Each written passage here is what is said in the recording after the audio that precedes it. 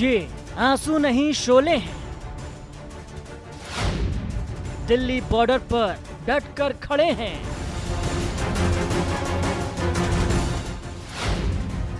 अपनी मांगों पर अड़े।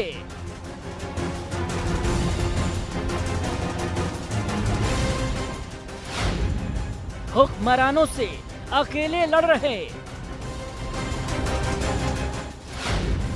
कांटे बिछे रास्तों पर डटे। अब विद्रोह की ज्वाला जल पड़ी।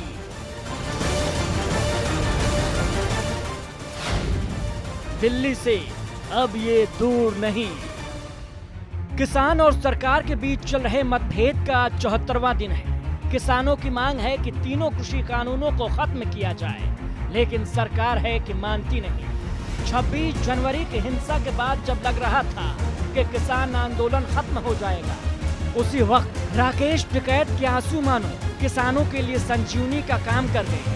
किसानों की मरती आस को मानो सहारा मिल गया। उधर किसानों के आंदोलन को गति देने के लिए राकेश टिकैत के नेतृत्व में देश भर में चक्का जाम किया गया है। अब आपको बताते हैं कि आज पूरे दिन का क्या क्या घटनाक्रम रहा। किसानों ने 3 घंटे का देश भर में चक्का जाम किया। राजस्थान के शाहजहांपुर बॉर्डर पर चक्का जाम, हरियाणा के अंबाला में शंभू बॉर्डर पर चक्का जाम,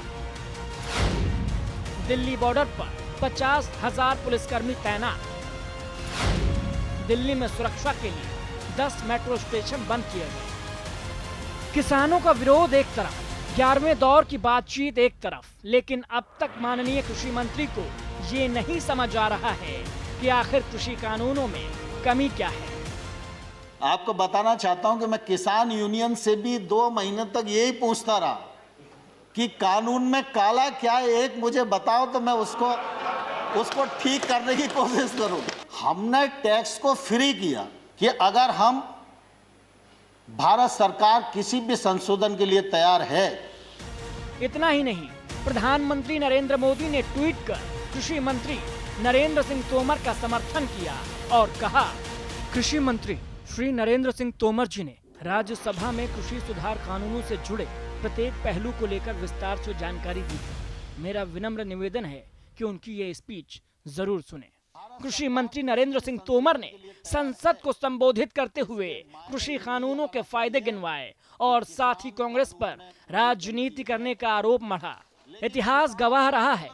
एक्ट में अगर कॉन्ट्रैक्ट फार्मिंग का प्रावधान किया है, कॉन्ट्रैक्ट मूल्य का प्रावधान किया है, कॉन्ट्रैक्ट मूल्य से फसल का मूल्य बढ़ेगा सीजन पर तो उसका बोनस के रूप में हिस्सा किसान को मिलेगा, ये प्रावधान किया गया है।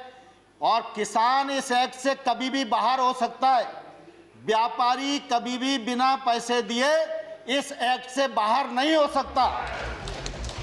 जेपी आंदोलन से लेकर आज तक जब जब देश एकजुट हुआ है, तब तब सत्ता को घुटने टेकने पर मजबूर किया गया है। अब देखना दिलचस्प होगा कि आगे आगे होता है क्या। Bureau report, news 18 network.